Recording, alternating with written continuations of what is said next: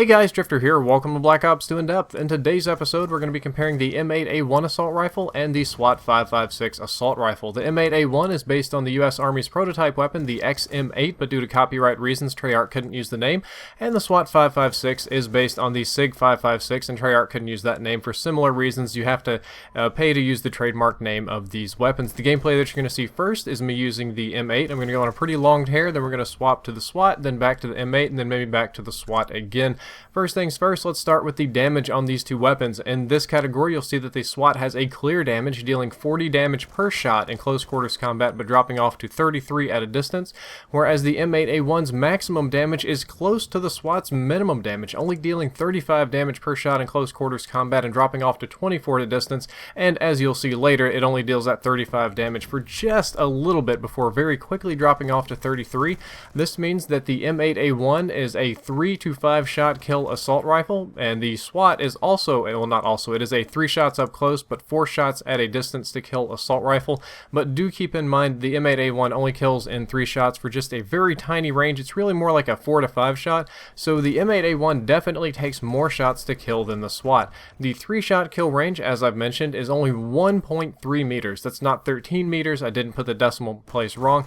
It is 1.3 meters, or basically right in front of your face. If they're just directly in front of you and you hip fire and hose them and hit them with 3 rounds, they'll die. The SWAT 3-shot kill range is 57 meters, and that is a enormous range. There aren't very many engagements on this, well, in this entire game that take place at greater than 57 meters. Maybe some very long ones on downhill or something like that, but almost all of your engagements are going to be within 57 meters, so the SWAT is almost always going to be a 3-shot to kill. Both of them have the same 1 burst kill range, which is interesting because after that 3 shots to kill on the M8A1, you still have a 4th bullet, and the way the range drops are set, the SWAT kills in 3 shots up to 57 meters, and then it'll jump to 4, and the M8A1 will kill in 4 shots up to 57 meters, and then drops to 5. However, the M8A1 is a 4-burst assault rifle, and the SWAT is a 3-burst, or a 4 rounds per burst, so every time you pull the trigger with the M8A1, you're shooting 4 bullets. Every time you pull the trigger with the SWAT, you're shooting 3 bullets, and they can, if you hit all of the bullets that come out of the burst, which is a little bit unlikely because most targets are moving, that you will be able to 1-burst people at the exact same range and then have to move to 2 bursts. What some of you may be more interested in, a sort of different comparative stat, is the total damage per burst. The M8A1 deals 140 damage per burst and could drop off to 96, whereas the SWAT deals 120 to 99. You'll see that the SWAT has a more consistent damage profile, whereas the M8A1 has a higher variability. Again, this sort of comparison, damage per burst, is probably not as good as the shots to kill or the burst to kill, which I just did, but some of you are interested in these sort of numbers. Another major differentiator between these two weapons is their rates of fire. The M8A1 fires at 789 rounds per minute. That's a total rounds per minute, including the time between bursts. The rate of fire of the burst, the rate of fire that the 4 bullets come out of the end of your gun, is actually extremely high, up there at 1,250. That's the same rate of fire as the Scorpion. Not the Scorpion rapid fire, but just the regular Scorpion. That is extremely fast, but you do have a burst delay. You have to wait just a fraction of a second to shoot the next burst, and because of that, the overall rate of fire drops down to 789. The SWAT RPM is similar but scaled down. It shoots at 483 RPM, which is actually very similar to the original unpatched M16 on MW3. However, the speed of the actual burst, the bullets coming out of the end of the gun, are 937 RPM, which is very fast again, like the MP7, like the Type 25. Both of these weapons actually burst very quickly, but the difference in their burst delays is the big differentiator here, being that the SWAT has a longer burst delay and the M8A1 has a shorter burst delay.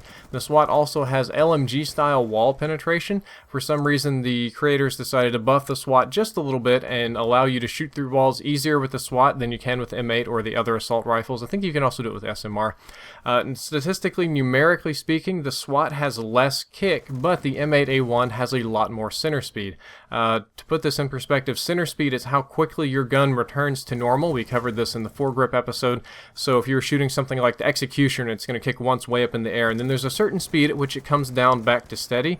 The SWAT has less kick, but the M8A1 comes back to steady a lot more, even though it kicks. Overall, I would say that they're both very accurate weapons. You probably won't notice that big of a difference between the two. However, if you're asking me, and this is in depth, and a lot of you want to know my opinions, I prefer the recoil of the M8A1 over that of the SWAT, because in a burst fire weapon, the time when you're not shooting, the center speed will make more of a difference, and I can come back and shoot my second burst more accurately, and I don't have to worry about the recoil as much. But they're both very good. They're both very easy to use at long ranges, and I seriously doubt that you'll have problems with either one.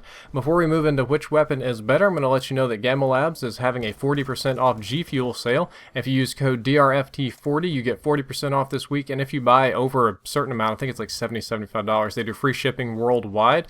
The coupon code gets me no money. I'm not a commission person for them. They pay me mostly in other ways and trips, but if you're interested, the link is down there in the description. Good stuff. I'd recommend you check it out.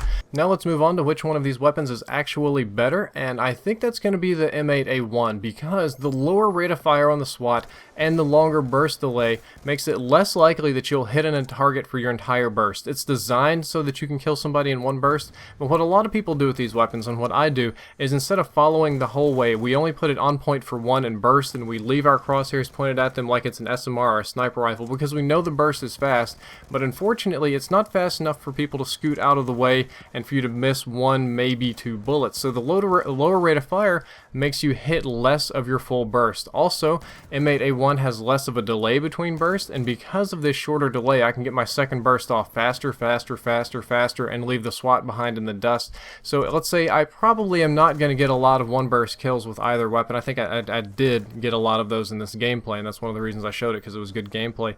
But it's not a guarantee. The M8A1 I can recover faster and shoot faster and finish them off, whereas the SWAT I'm occasionally left waiting.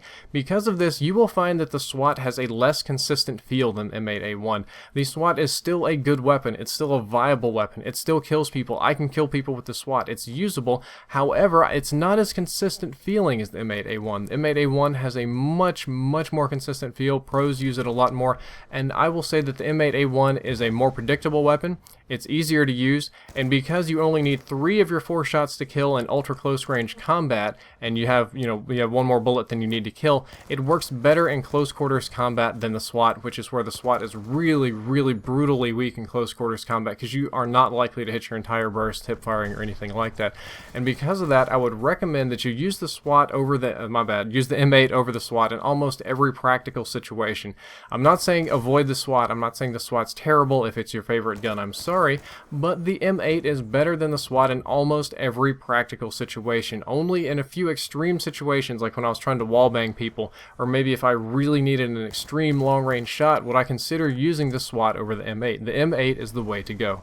Well guys, that's all for this video. I hope that you enjoyed it, and I hope that you learned something useful. If you'd like to check out my previous episode, which was on the AN94 nerf and the sniper rifle nerfs, you can click the box on the left. It'll open in a new window. If you'd like to check out the next episode, which I don't know what it's going to be, you're going to have to recommend something to me. It's going to be your choice, so do choose wisely. And don't forget to like, favorite, subscribe. I have an app link down there in the description. The link to G Fuel is in the description. The link to some shirts are in the description. The description's full of links. Go check all that out. Drifter out.